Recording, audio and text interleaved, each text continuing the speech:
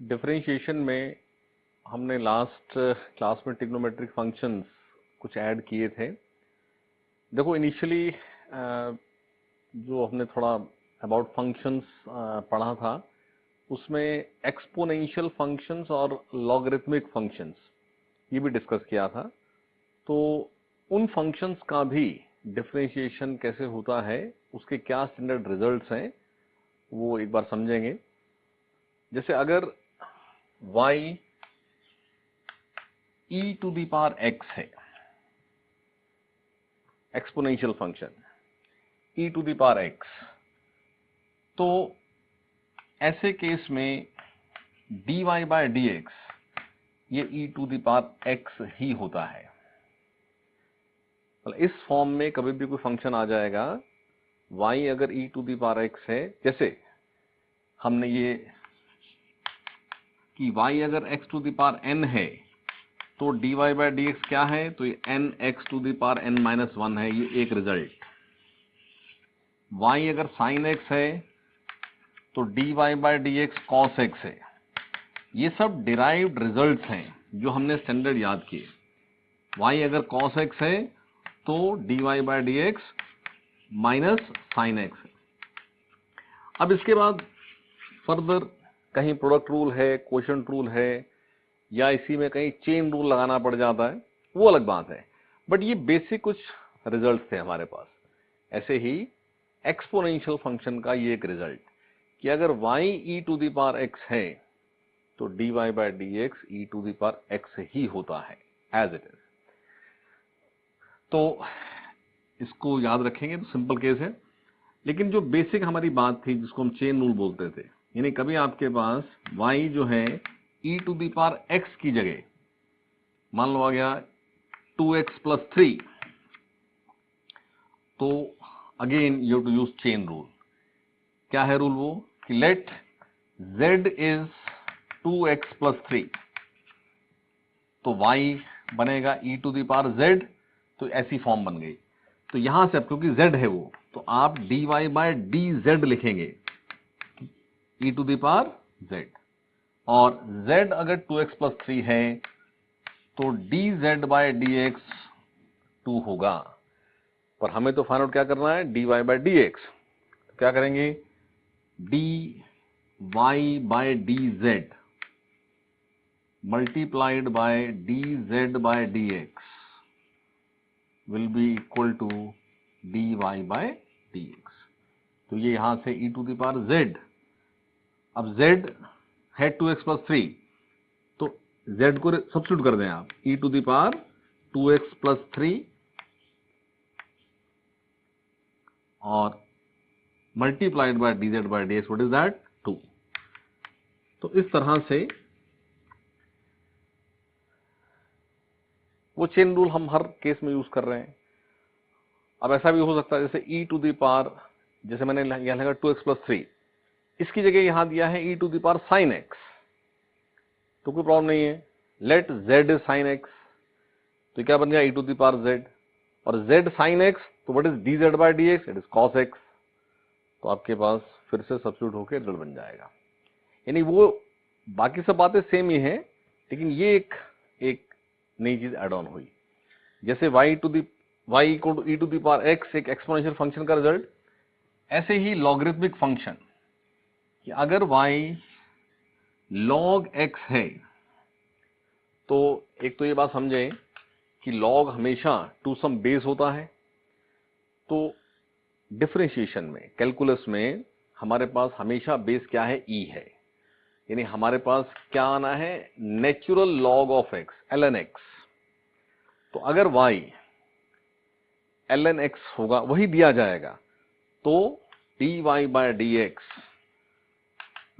ये 1 upon x होता है। If y is natural log of x, natural log means जिस लॉग का बेस e है, तो dy by dx 1 upon x होता है। ये नेक्स्ट एक रिजल्ट। और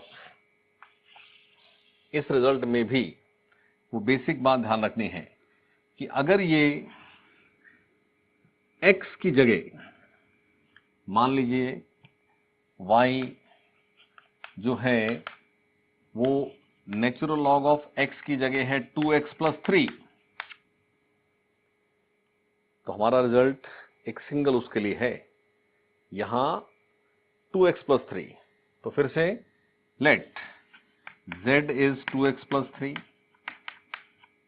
जिससे y आ जाता है नेचुरल लॉग ऑफ z, तो dy बाय dz आ जाएगा 1/z, और यहां से dz by dx is what 2, और z सब्स्टिट्यूट कर दें, ये हो गया 1/2x+3, तो dy by dx is dy by dz into dz by dx. So what is dy by dz? 1/2x+3 and dz by dx is 2. ये आपके पास result. तो बेसिक फॉर्मूला ये है, लेकिन इसके साथ अगर x की जगह, अब यहां कुछ भी हो सकता है यहाँ x² आ जाए, हो सकता है sin x आ जाए, हो सकता है e⁻x आ जाए, कुछ भी हो उसको z मान लेना, और वहां से dy बाय dz और z से dz by dx। This is known as chain rule. तो इस तरह से इसको डिस्कस करने के बाद हमें डिफरेंशिएशन में जो स्टैंडर्ड कुछ रिजल्ट्स करने थे वो हमने सारे कर लिए, और वेरियस उसमें जब बनेंगे कॉम्बिनेशन तो कैसे करना वो सारी बात भी डिस्कस हुई। अब ये सारी बात फिजिक्स के टॉपिक्स में अप्लाई होती रहेगी। वहां हमारे पास जैसे हमने स्ट्रेट लाइन मोशन एक स्टार्ट किया हुआ है फिजिक्स में, तो वहां अभी एक बात डिस्कस हुई है कि पोजीशन कोऑर्डिनेट कोई एक्स फंक्शन ऑफ टाइम हो। अब वो function of time various type हो सकते हैं। बाय चांस हमने तो स्ट्रेट लाइन अभी डिस्कस किया है, तो स्ट्रेट लाइन में पोजीशन जो है वो कोई अलजेब्रिक फंक्शन ही होगा, लेकिन various other type of motions are also there. Motion कोई भी होगी उसमें कोऑर्डिनेट्स ही चेंज होने हैं ना, तो आपके पास किसी केस में वो कैसा फंक्शन हो सकता है, किसी केस में कैसा हो सकता है। तो हर केस में dx बाय dt या rate of change of position with time जब भी करना है तो कहीं डिफरेंशिएशन की नीड पड़ेगी। तो आपके पास वेरियस फंक्शंस को कैसे डिफरेंशिएट करना ये आपने समझ लिया इसके अंदर, इसको सबको हम अप्लाई करते रहेंगे। नेक्स्ट, इसी डिफरेंशिएशन में और एक पॉइंट समझना है। देखो हमारे पास y या x जो भी हम बात कर रहे हैं, कोई वेरिएबल, बार बार ये बात हो रही है कि y is function of x, मतलब y कोई क्वांटिटी है जो किसी x क्वांटिटी पे डिपेंड करती है। x can take any value, और x की वैल्यू के साथ साथ y की वैल्यू डिसाइड होती जाती है with some relation, that relation is known as function. तो समटाइम्स हमारे पास ऐसा कोई रिलेशन हो सकता है जिसमें कोई मैक्सिमम या minimum value of y exist करती हो। क्या मीनिंग इस बात का? जैसे फॉर एग्जांपल हम एक बॉल को अपवर्ड थ्रो करते हैं, तो हमारी ऑब्जर्वेशन ये है कि वो बॉल अप जाती हुई, उसकी जो हाइट फ्रॉम द ग्राउंड है वो टाइम के साथ, मैं टाइम स्टॉप वॉच पे काउंट कर रहा हूं, t0 पर मैंने बॉल को थ्रो कर दिया ना, स्टॉप वॉच पे टाइम बढ़ता जा रहा है 1 2 3 4 5 6 और बॉल ऊपर जाती जा रही है। So height of the ball is changing with time, लेकिन एक हाइट पर जा करके फिर वो नीचे आती है, और स्टॉप वॉच तो टाइम काउंट करती जा रही है, यानी t1 t2 t3 t5, अब जब t6 तो नीचे आ गई, यानी हाइट टाइम के साथ चेंज हो रही है, लेकिन हाइट की एक वैल्यू है जिससे ज्यादा तो हाइट हुई ही नहीं। टाइम तो ज्यादा हुआ, टाइम 5 के बाद 6 हुआ, 7 हुआ, लेकिन हाइट एक लिमिट के बाद नहीं बढ़ी। तो ये हाइट इस पर्टिकुलर एग्जांपल में ऐसा फंक्शन ऑफ टाइम है जिसमें क्या बोलेंगे कि हाइट की मैक्सिमम वैल्यू पर कोई एक लिमिट है, यानी हाइट एक मैक्सिमम वैल्यू को एक्सीड नहीं करती है। तो इन जनरल क्या बोलेंगे कि y अगर फंक्शन ऑफ x हो तो ऐसा पॉसिबल है, ऐसा नहीं हर केस में होता है, बट ऐसे कुछ रिलेशंस हो सकते हैं जिन रिलेशंस में y का कोई मैक्सिमा है, यानी y की कोई मैक्सिमम वैल्यू है, यानी x को बढ़ाते जा रहे हैं, y बढ़ता जा रहा है, और फिर एक वैल्यू ऑफ x पर y मैक्सिमम हो गया और उस x को और आगे बढ़ाया तो y कम होना शुरू हो गया। इसको चाहे तो आप ग्राफ पर भी समझ सकते हैं, जैसे ये y और ये x, तो x0 लेटर से y0, x1 y बढ़ गया, x2 y बढ़ गया, यानी x के बढ़ने के साथ साथ आप चेक करें तो y बढ़ता जा रहा है, x के बढ़ने के साथ साथ y बढ़ता जा रहा है। लेकिन ये ग्राफ ऐसा है, यानी एक x ऐसा है जिस x पर y की जो वैल्यू है वो मैक्सिमम है, उस x से आगे जाएं तो y फिर कम होना शुरू हो जाता है।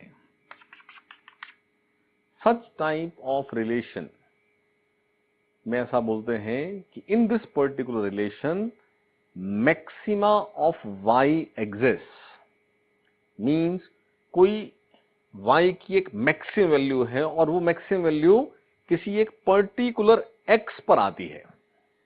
ठीक है, मैक्सिमा ऑफ y एग्जिस्ट और वो एक पर्टिकुलर x पर आती है। जैसे ये एक रिलेशनशिप है, ऐसे ही ऐसा भी कोई रिलेशनशिप हो सकता है कि x के बढ़ने के साथ साथ x 0 था, y की कुछ वैल्यू थी, और x बढ़ा तो y कम होने लग गया।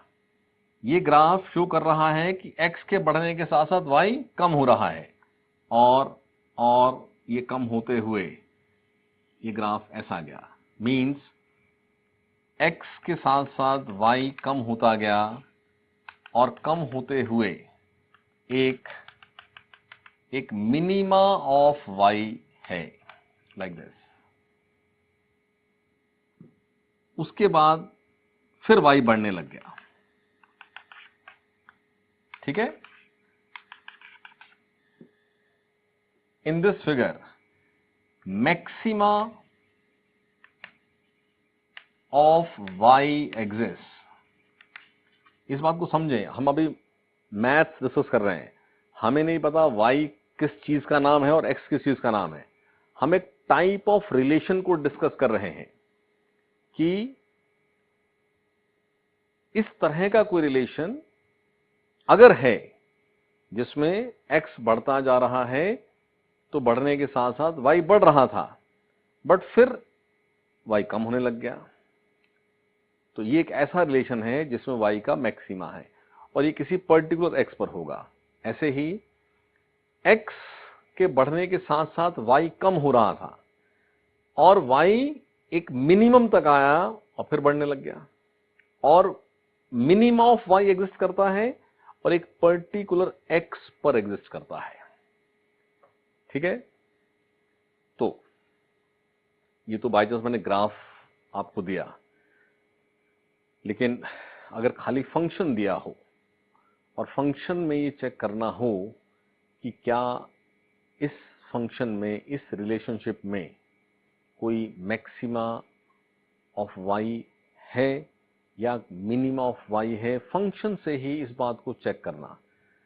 तो समझें आप, yx जब भी ग्राफ होता है तो dy बाय dx का मतलब होता है slope of the curve at any point, और यहां फिगर से क्लियर है कि जिस भी पॉइंट पर मैक्सिमा या मिनिमा होगा, आप फिगर से समझे इस बात को, अगर मैं उसी पॉइंट पर टेंजेंट टू द कर्व बनाऊं तो टेंजेंट टू द कर्व एक ऐसी लाइन होगी जो पैरेलल टू एक्स एक्सिस होगी, चाहे वो मैक्सिमा का केस हो चाहे वो मिनिमा का केस हो।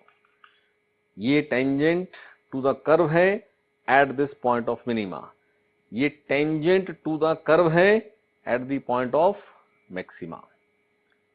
तो जब भी किसी x पर y का मैक्सिमा होगा तो उस x पर स्लोप ऑफ द कर्व 0 होगा।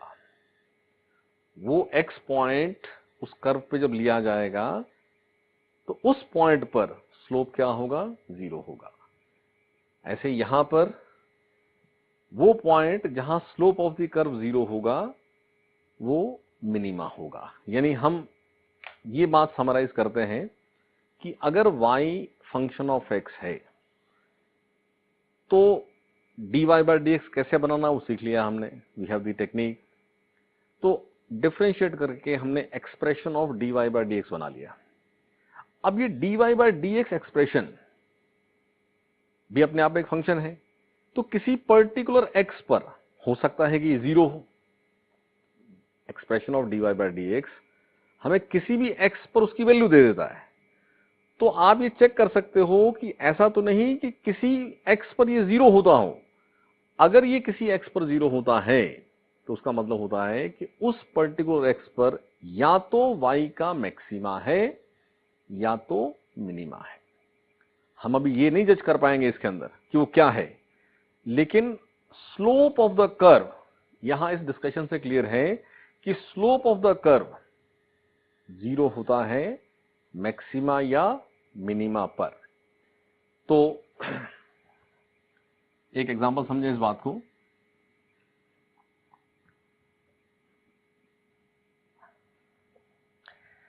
जैसे y equal to x square minus 6x plus 4 है, तो dy बाय dx तो 2x माइनस 6 हो गया। तो आप चेक करें तो at x equal to 3, if I put x equal to 3, then what is dy by dx? It is 6 minus 6, 0. At x equal to 3, dy by dx is 0. It implies that at x equal to 3, either there is a maxima of y or there is a minima of y. Either there is a maxima of y or there is a minima of y. 0 किस x पर है वो check करना। अब वो maxima है या minima है ये कैसे चेक करना? तो हमारे पास डिफरेंशिएशन टॉपिक में ही ये एज रिजल्ट हमें एक कंसेप्ट दिया हुआ है कि आप अगर y-x रिलेशन में वो x ढूंढ लें, जरूरी नहीं है कि ये 0 हो।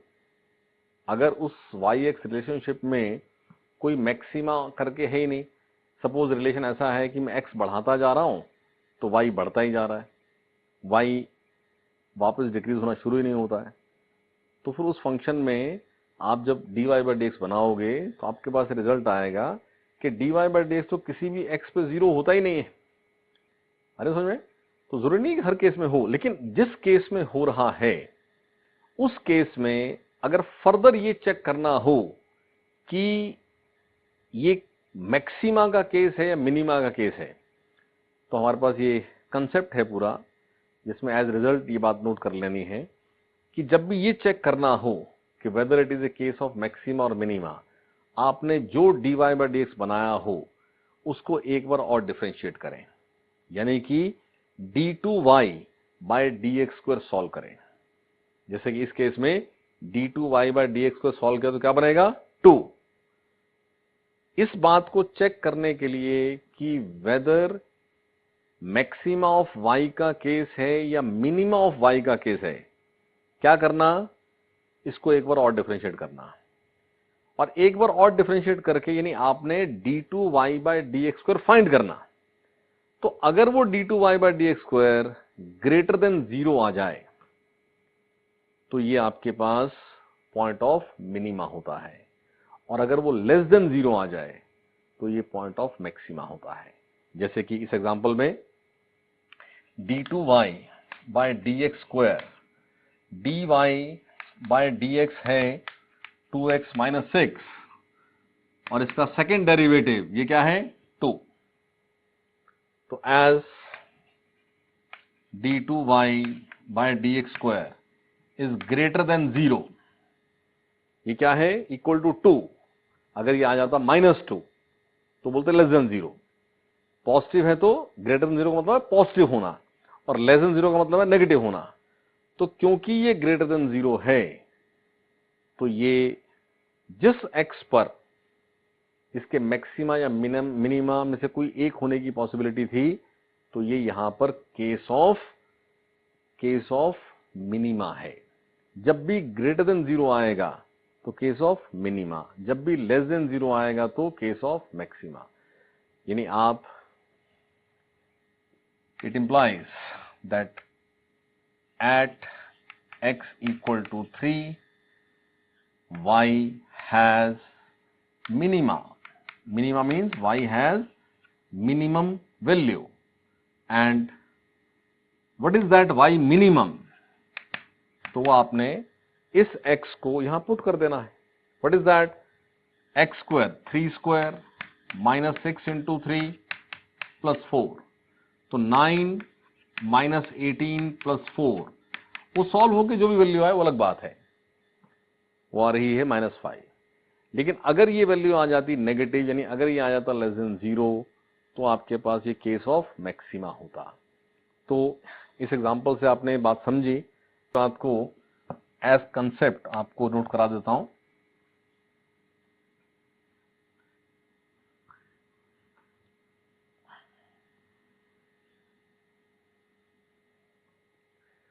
So if y is function of x, if y is function of x, then dy by dx equal to 0 gives those values of x at which either y is minimum or y is maximum। ठीक है? And to check whether it is minimum और maximum, इस बात को check करने के लिए find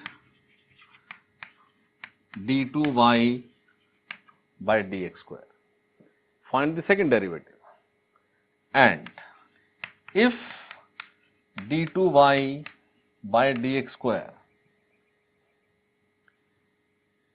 देखो हम जब dy by dx equal to 0 put करते हैं तो हमारे पास एक x आता है। उस पर्टिकुलर x पर हमें चेक करना है कि y का मिनिमा है या मैक्सिमा है। तो जब आप सेकंड डेरिवेटिव करते हैं, बाय चांस हमने जो एग्जांपल लिया था ना, उस एग्जांपल में जब हमने d2y by dx को सॉल्व किया तो वो एक कांस्टेंट ही था 2, लेकिन हो सकता है कि उसमें x हो, तो फिर कैसे डिसाइड होगा कि वो ग्रेटर देन 0 है कि लेस देन 0 है? यानी आपने d2y by dx को सॉल्व करना है, और उस x पर, जिस x पर आप मैक्सिमा या मिनिमा चेक कर रहे हो, उस x पर, and if d2y by dx square at that x is greater than 0, it implies y is minimum at that x, and if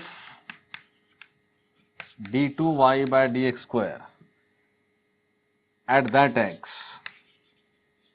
d2y by dx square at that x is less than 0 implies y is maximum at that x.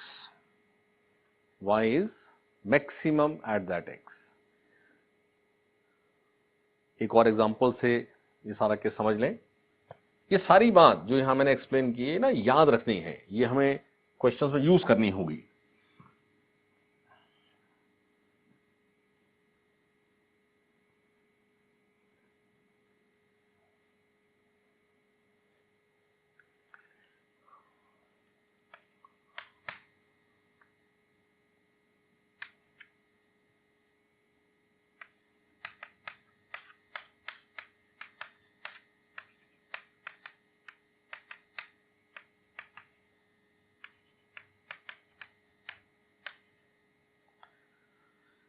y is x cube by 3 minus 2x square by 2,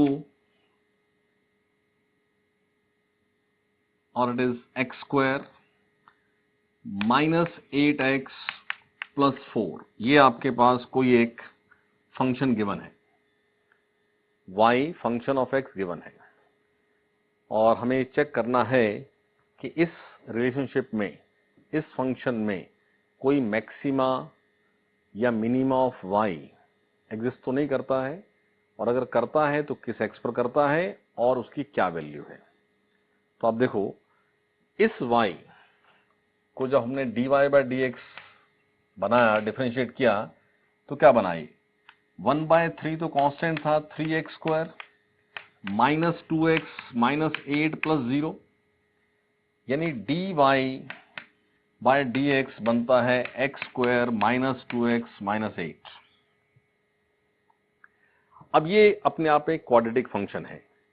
ये value कब zero है, ये find out करने के लिए to check at what x dy by dx is zero, तो इसको equate कर दें।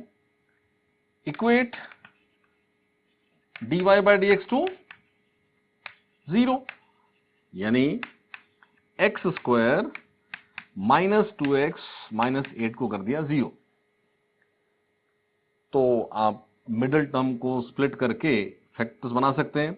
ये x square minus 4x plus 2x minus 8 equal to zero बना, यानी x कॉमन लिया x माइनस 4 प्लस 2 कॉमन लिया x माइनस 4, तो x plus 2 x minus 4 equal to 0 gives you two values of x equal to minus 2 and x equal to 4। यानी आपके पास इस relationship में दो x हैं जिन पर dy by dx 0 है। इसमें कंफ्यूज होने की बात नहीं है। देखो, कभी कोई ग्राफ ऐसा हो सकता है y वर्सेस x, सपोज ऐसा ग्राफ है, तो ये इस x पर स्लोप 0 है, इस x पर भी स्लोप 0 है। इस रिलेशनशिप में दो x हैं जिन पर स्लोप 0 आ रहा है। तो आपने जब y x रिलेशनशिप को डिफरेंशिएट किया तो आपके पास 2x आ सकते हैं, दो क्या, ये 3 आ सकते हैं, 4 आ सकते हैं, ये कितने भी आ सकते हैं, क्योंकि पता नहीं शेप ऑफ कर्व क्या है। ये मैक्सिमम मिनिमा तो बाद की बात है ना। स्लोप कर्व में सपोज ये इसके बाद आगे फिर ऐसे हो जाता है, तो फिर यहां पर स्लोप 0 आ गया। तो एक रिलेशनशिप में, एक y एक्स ग्राफ में मल्टीपल x हो सकते हैं जहां पर dy बाय dx 0 होता है।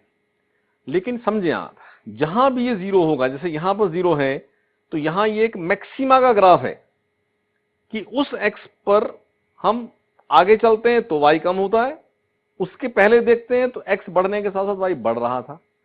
इस पे चेक करें तो यहां पर मिनिमा है, क्योंकि इस पॉइंट तक आते हुए जैसे जैसे x बढ़ रहा था y कम हो रहा था, और इसको क्रॉस करते ही y बढ़ना शुरू हो गया। तो ऐसे मल्टीपल पॉइंट्स आ सकते हैं। तो हमने जो 2 पॉइंट्स ढूंढे वो ये हैं। अब इनमें से क्या ये दोनों मैक्सिमा के हैं, दोनों मिनिमा के हैं, या एक मैक्सिमा है एक मिनिमा, हमें कुछ नहीं पता। हमने ढूंढ लिया, हमें इतना समझ में आ गया कि इन 2 पॉइंट्स पर या तो केस ऑफ मैक्सिमा है या तो केस ऑफ मिनिमा है। टू चेक, टू वेरीफाई, हमने क्या करना है, हमने expression of dy by dx से फर्दर सॉल्व करना है d2y बाय dx स्क्वायर। तो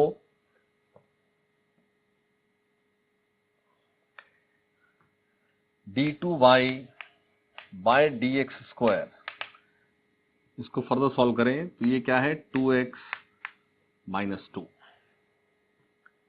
2x माइनस 2।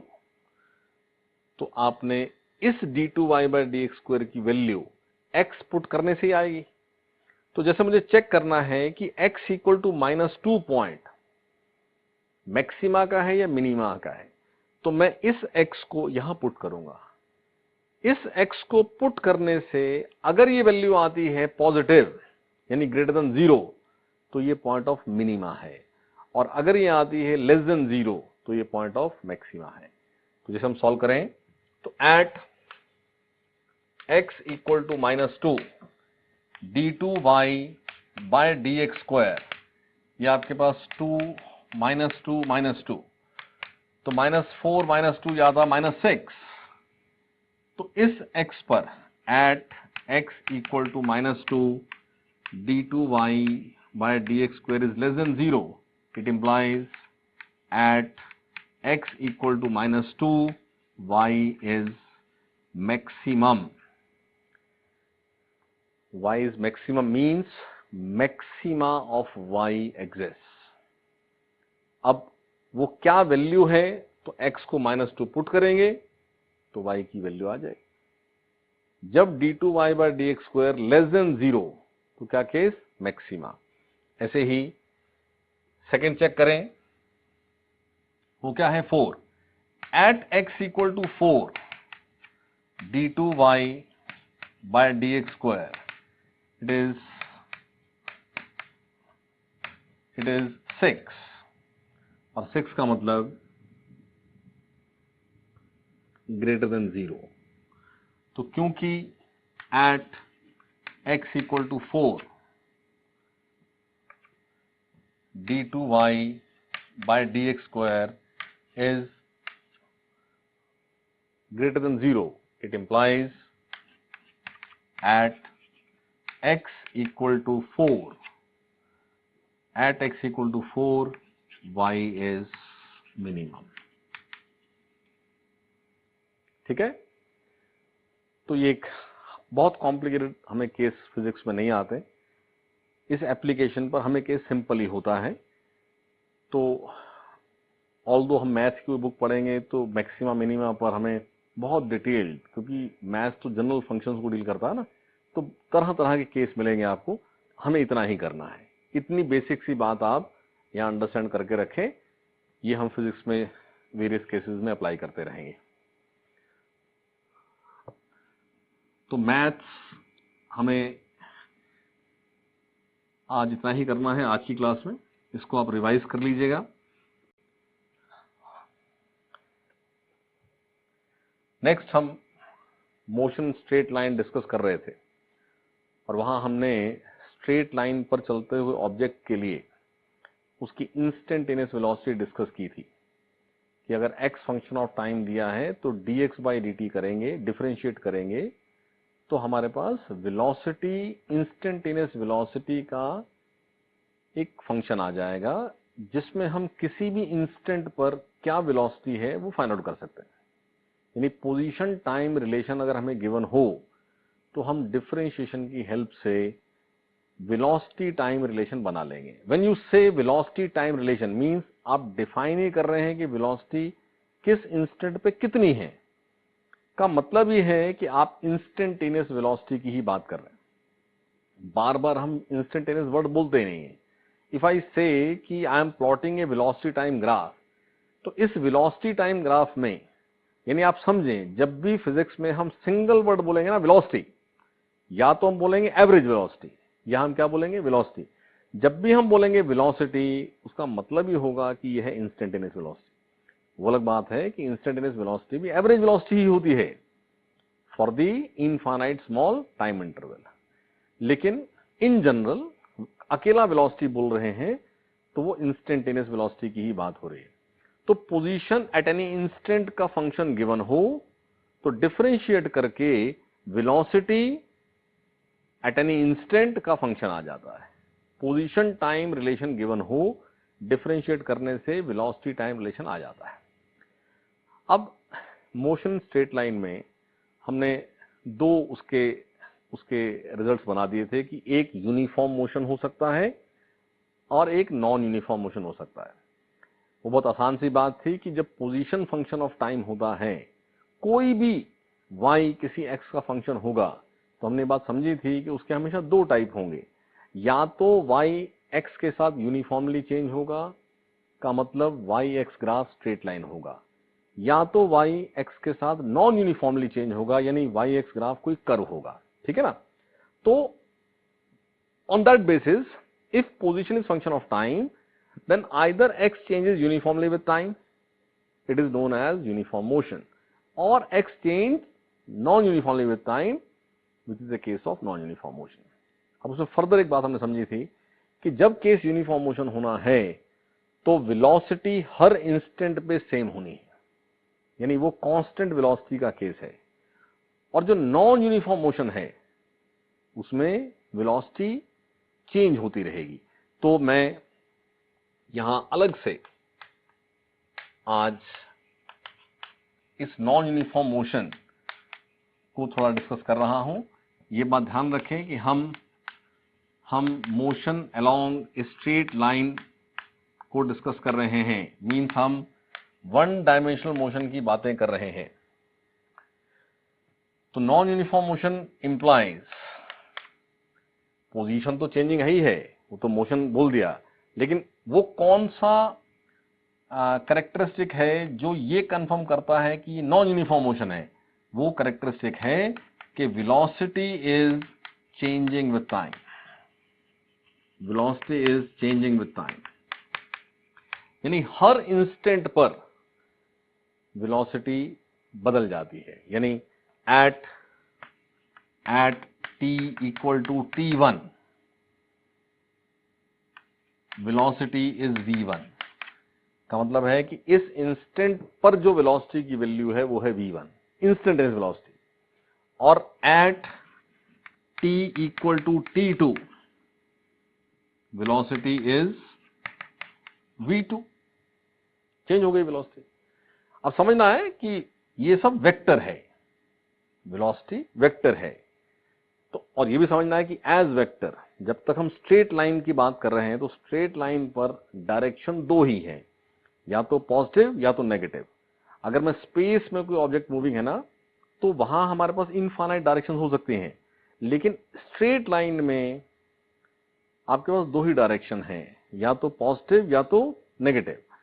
तो ये वेक्टर मीन्स मैं यहां एरो लगा सकता हूं, तो ये कंफर्म करेगा कि वेक्टर की बात हो रही है।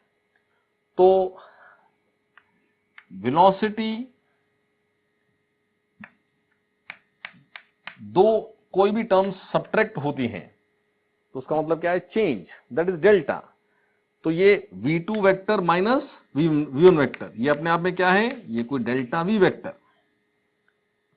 समझे एक बात, दो वेक्टर क्वांटिटीज ऐड करो तो रिजल्ट एक वेक्टर होता है, दो वेक्टर क्वांटिटी सब्ट्रैक्ट करो तो वो भी एक वेक्टर होता है। हम वेक्टर थोड़ा आगे और डिटेल में पढ़ेंगे, अभी खाली इतना समझ लें कि दो वेक्टर जब सब्ट्रैक्ट होंगे तो रिजल्ट एक वेक्टर ही होगा, और यहां उस वेक्टर का क्या नाम रखा जाएगा? Change, delta. तो क्या है? डेल्टा v वेक्टर है। तो v2 vector minus v1 vector, और ये t2 माइनस t1, ये क्या है? ये चेंज ऑफ टाइम है। ये क्या है? ये डेल्टा t है। तो नॉन यूनिफॉर्म मोशन में हम किसी भी इंटरवल ऑफ टाइम में होने वाला चेंज इन वेलोसिटी कैलकुलेट कर सकते हैं। तो वो change in velocity delta v upon delta T अगर रेशियो लिया जाए तो इसको बोलते हैं average acceleration of time interval delta T. Average acceleration, acceleration term आपने सुनी हुई है, 9th में आपने एक्सेलरेशन पढ़ा है। ऐसा डेफिनेशन पढ़ते थे, rate of change of velocity with time is known as acceleration. तो उसको मैं दोबारा से भी लिख रहा हूं, इट इज एवरेज एक्सेलरेशन। लेकिन समझना है कि वेलोसिटी का चेंज क्योंकि वेक्टर है और ये वेक्टर डिवाइडेड बाय टाइम जो क्वांटिटी आएगी वो भी वेक्टर ही आएगी। तो एवरेज एक्सेलरेशन ये भी अपने आप में क्या है, ये वेक्टर है, एवरेज एक्सेलरेशन वेक्टर। ठीक है, तो नॉन यूनिफॉर्म मोशन का कोई भी केस देकर के आपसे किसी इंटरवल का एवरेज एक्सेलरेशन भी पूछा जा सकता है, एवरेज वेलोसिटी भी पूछी जा सकती है, वो अलग बात है। एक नई टर्म आपने आज पढ़ी है एवरेज एक्सेलरेशन। जैसे for example x is T cube minus T square, तो यहां अगर dx बाई dt बनाए तो बनेगा 3t square minus 2t, implies जो वेलोसिटी है वो है 3t स्क्वायर माइनस 2t। जब पोजीशन टाइम रिलेशन को डिफरेंशिएट किया तो वेलोसिटी टाइम बना। वेलोसिटी अगर टाइम डिपेंडेंट है इसका मतलब है कि it is a case of non uniform motion. आज याद करें, हमने ये बात पढ़ ली है कि अगर पोजीशन टाइम का लीनियर फंक्शन है, क्या मतलब होता है लीनियर, कि वो y equal to mx plus C form है, यानी xt फंक्शन में x और t दोनों की पावर क्या होनी चाहिए, 1। यहां x तो 1 है लेकिन t में 3 भी है और 2 भी है, यानी ये x जो है वो टाइम का लीनियर फंक्शन नहीं है। जब ये x टाइम का लीनियर फंक्शन नहीं है तो ये क्या केस है, नॉन यूनिफॉर्म मोशन। तो नॉन यूनिफॉर्म मोशन है तो आपको एवरेज वेलोसिटी किसी टाइम इंटरवल के लिए पूछा जाना, ये एक क्वेश्चन। ऐसे ही एवरेज एक्सेलरेशन किसी टाइम के लिए पूछा जाना, ये दूसरा क्वेश्चन। तो इसे मैं यहां दो क्वेश्चन बना देता हूं। पहला case, what is average velocity. अब एवरेज वेलोसिटी किसी इंटरवल के लिए ही होनी है, तो for time interval t equal to 0 टू t इक्वल टू 2। ऐसे ही what is average acceleration for time interval same t equal to 0 टू t इक्वल टू 2। तो ये xt फंक्शन है, t 0 पर at t equal to 0 if you check x is 0, at t equal to 2 if you check x is 8 minus 4, ये 2 put करना t को, 2 to the power 3 minus 2 to the power 2 क्या बनेगा, 4, 8 minus 4। तो ये आपके पास इस एवरेज वेलोसिटी, तो change of x is 4 minus 0, change of t is 2 minus 0, तो ये आपके पास 4 यानी कि v एवरेज आ गया 2।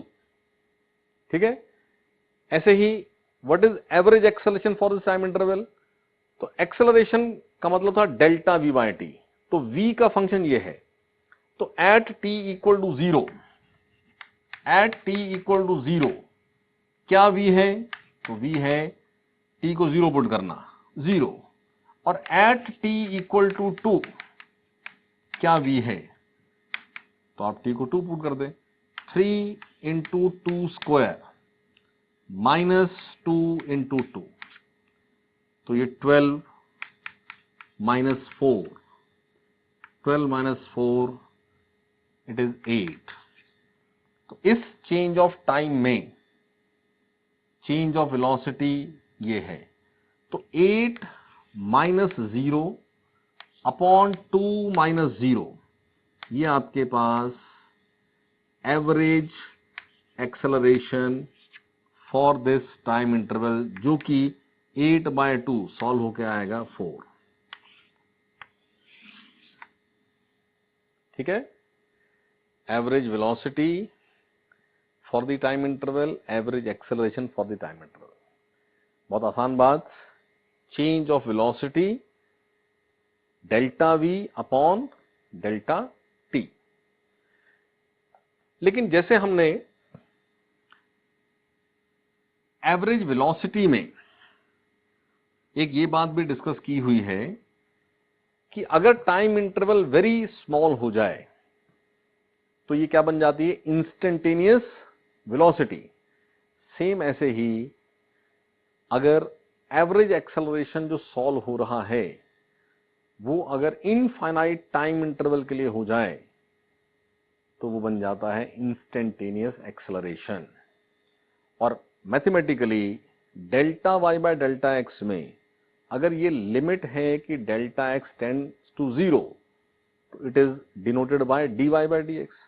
तो ऐसे ही delta v by delta t में जब ये लिमिट आ जाएगी कि डेल्टा टी टेंड्स टू 0, तो इसका नाम हो जाएगा डीवी बाई डी टी। यानी इंस्टेंटेनियस एक्सेलरेशन को क्या लिखा जाएगा, डीवी बाय डी टी। तो इंस्टेंटेनियस वेलोसिटी की ही तरह ये भी टर्म समझें कि इंस्टेंटेनियस एक्सेलरेशन क्या है।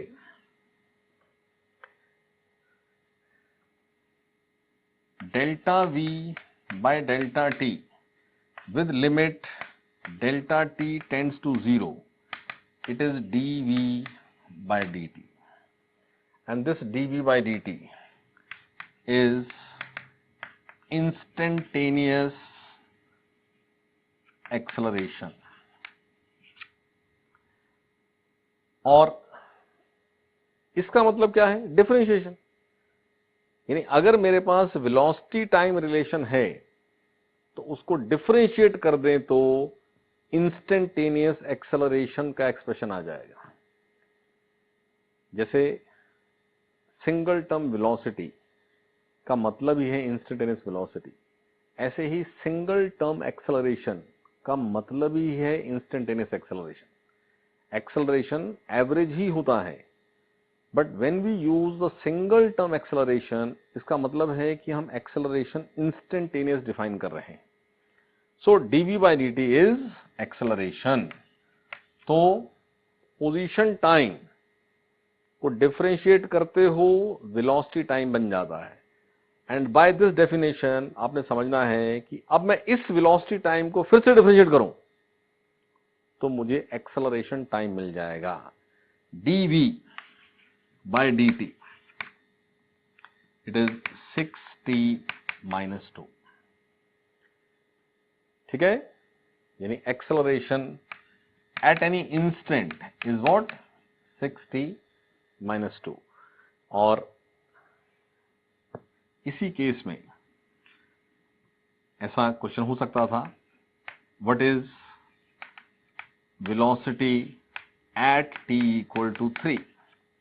यानी जब भी वेलोसिटी किसी t पर पूछी जा रही है तो अंडरस्टूड है कि ये इंस्टेंटेनियस वेलोसिटी है, नहीं तो इंटरवल होता, और इंटरवल होता तो टर्म आती एवरेज। ऐसे यहां ये भी पूछ सकते हैं कि इस पर्टिकुलर रिलेशन में व्हाट इज एक्सेलरेशन एट कोई भी टी, लेट अस से एट t इक्वल टू 2 ही पूछ लिया, वो कोई भी t हो सकता है। तो आपने जब भी इंस्टेंटेनियस वेलोसिटी एक्सेलरेशन पे जाना है तो इस expression of v, it is v at any t, it is a at any t।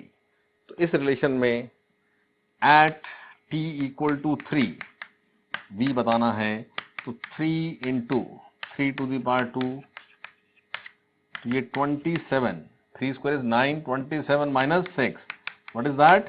21। और ऐसे ही at t equal to 3, what is acceleration? तो एक्सेलरेशन इज 6 इंटू t क्या है? 3, तो 3 पुट करें, सॉरी t दिया था 2 एक्सेलरेशन के लिए, तो जो भी t हो खैर वो पुट करना है, तो t को 2 पुट कर दें, 6 इंटू 2 माइनस 2, क्या बना ये बना 10।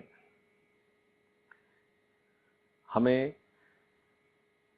पोजीशन टाइम रिलेशन पता हो तो डिफरेंशिएट करके, देखो एक ऑब्जेक्ट मूविंग है अलोंग द स्ट्रेट लाइन, तो या तो यूनिफॉर्म मोशन है या तो नॉन यूनिफॉर्म मोशन है। अब नॉन यूनिफॉर्म मोशन है तो उसमें एक्सेलरेशन होगा, यानी आपके पास एक मूविंग ऑब्जेक्ट के लिए 3 क्वांटिटीज इन जनरल हमें रिक्वायर होती हैं। एक उसकी पोजीशन एट एनी टी, दूसरा उसकी वेलोसिटी एट एनी टी, तीसरा उसका एक्सेलरेशन एट एनी टी। तो आप समझें, आपको इसमें खाली पोजीशन नोन हो तो आप डिफरेंशिएशन की हेल्प से उसका वेलोसिटी एट एनी टी, उसका एक्सेलरेशन एट एनी टी बना लेंगे।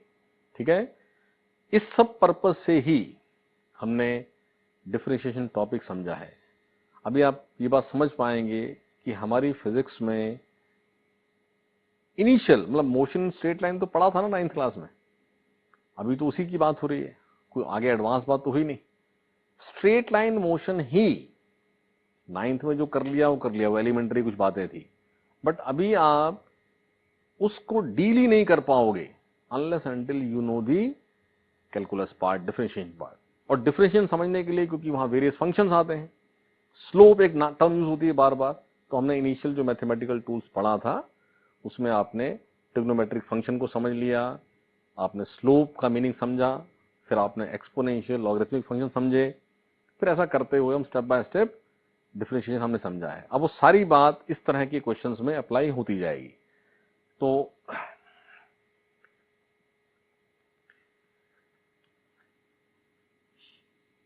एज रिजल्ट ये बात जल्दी से ध्यान रखें कि पोजीशन टाइम रिलेशन अगर है तो इसको डिफरेंशिएट करने से ऑन डिफरेंशिएशन हमें वेलोसिटी टाइम फंक्शन मिल जाता है, और वेलोसिटी टाइम को डिफरेंशिएट करने से हमें